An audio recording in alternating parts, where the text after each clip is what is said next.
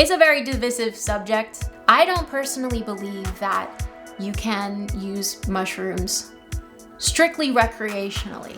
I know people who have tried, but I don't know anyone who's actually walked away from a trip without added therapeutic benefits. Today, we're talking mushrooms.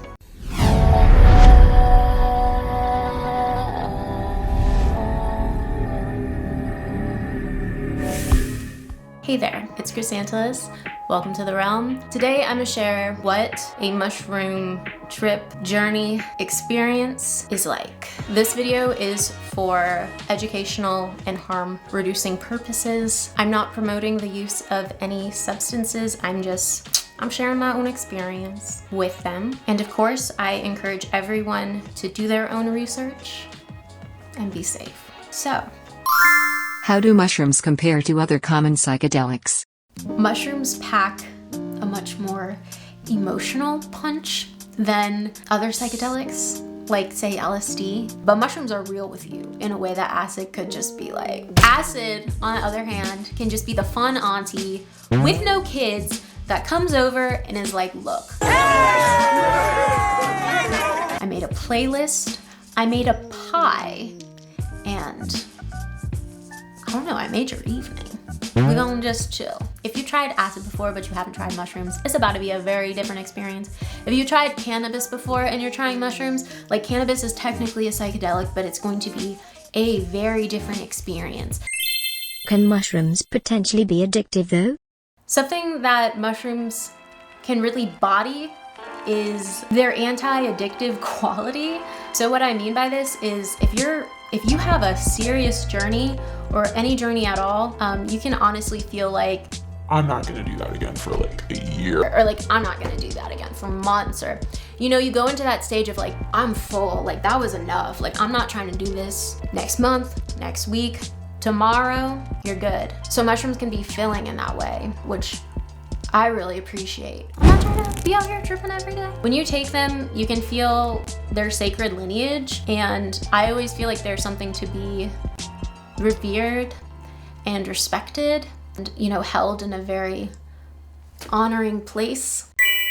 Can mushrooms be used purely recreationally? I don't personally believe that you can use mushrooms strictly recreationally. I know people who have tried, but I don't know anyone who's actually walked away from a trip without added therapeutic benefits. And that's something I think that's touched on in Michael Pollan's book, How to Change Your Mind. It's a very divisive subject. It's not like something that you can use recreationally so easily to me, and I don't know anyone who's used it recreationally. What are some highlights of recent psilocybin research? Mushrooms are therapeutic. When paired with psychotherapy, they've shown to extremely improve the well-being of folks who have clinical depression, anxiety, addiction. It's shown, like, especially for tobacco addiction and end-of-life fear. And this has specifically been studied in cancer patients. How have mushrooms changed you personally? For me, they've added some sunshine to my life. I'm kind of like a skeptic in a lot of ways, and they've enabled me to look past my skepticism and not just leave that up as a firewall in terms of, you know, differing beliefs, especially people's differing beliefs about the world and spirit and all that kind of stuff. I used to just be like, nah.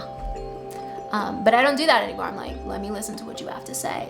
No matter who you are, for the most part, I'll listen to what you have to say. And like, listen, you know, like not just hear, but like listen. And I can take and learn things from so many more people, so many different things, more situations. I don't go to a bad place so easily because it's just harder to get there now with a lot of the lessons that mushrooms have taught me.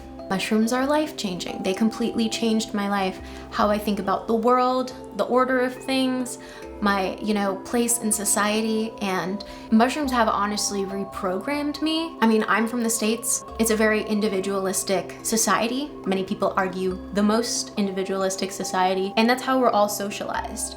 So for me, yeah, psilocybin containing mushrooms was just where I found that, the beginning of that deprogramming. And I was never like a super individualist ever to begin with. Like I was never obsessed with myself, nothing like that. But still, I needed some deprogramming around like my art and my creativity and how I should focus on, bringing up the community with that creativity and not just myself. Yeah, we're also kind of programmed, if you live in the States, certain places, you're kind of programmed to be pretty apathetic to a lot of the shit going on in the world and the news. And, a lot of that is protection, but for me, a lot of that needed deprogramming. Like, I really needed to give a care about these things. Now I can say that I honestly do. Instead of saying like, yeah, this issue is important, but not like in my heart.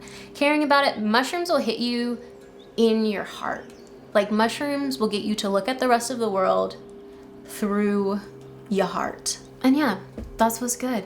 That's what's good with mushrooms. So if you took anything away from this, please like this video. Please consider subscribing. I really appreciated having y'all here today to talk about this kind of stuff. Let me know in the comment section what's good with mushrooms for you, or if you have any questions that I can answer to reduce harm. And I just love mushrooms. So thanks for letting me share a little bit of that love today, and I'll catch y'all next time.